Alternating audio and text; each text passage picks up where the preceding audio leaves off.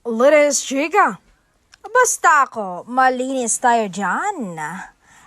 Donnie diretsahang sumagot. Mainit namang pinag-uusapan online sina Donnie Paylina Vilmariano matapos maiugnay ang kanilang pangalan sa kumakalat na blind item tungkol sa umunay problemadong power couple sa showbiz.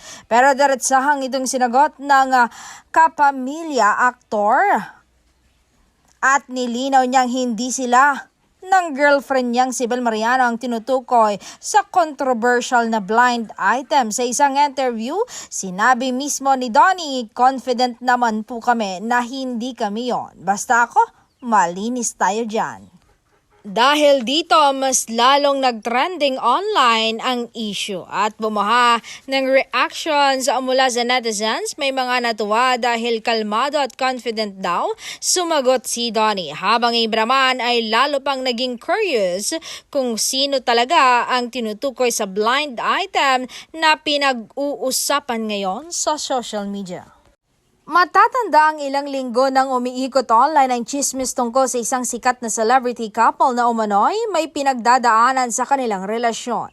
Dahil walang pangalan na binanggit sa blind item, kanya-kanyang hula at teories ng netizens at dahil isa sa pinakasikat at pinaka-powerful celebrity couple sa bansa, itong Don Bell, hindi sila naiwasang maisama sa mga espekulasyon. Sa kabalin nito, nananatiling matatag at unbothered ang magkasintahan. Sa parehong interview, ibinahagi rin ni Donnie Pangilinan kung paano nila napapanatiling strong ang kanilang relasyon sa loob ng 6 na taon na mahigit.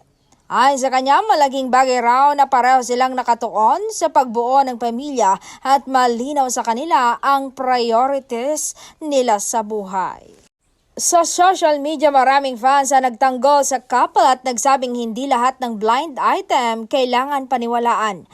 Don Bell pa rin ang ultimate power couple. At least classy sumagot itong si Donnie. May ilan ding netizens ang nagsabing normal na raw para sa celebrities ang masangkot sa fake rumors. Lalo na kapag sobrang sikat at visible sa publiko. Kaya para sa supporters nila, mas importante raw na nakikita nilang happy at complete pa rin ang magkasintahang Don Bell behind the cameras. At bukod sa kanyang personal life, abala rin ngayon itong si Donnie at si Belle sa kanilang pagpropromote nga ng kanilang reunion movie na Tayo sa Wakas, kung saan mapapanood na natin sa May 27 sa mga sinahan. Samantala, patuloy pa rin hinahanga ng publiko ang kanilang love story. Hanggang saan kaya ang pag-iibigan ng dalawa? Forever na nga ba? O pang good time lang?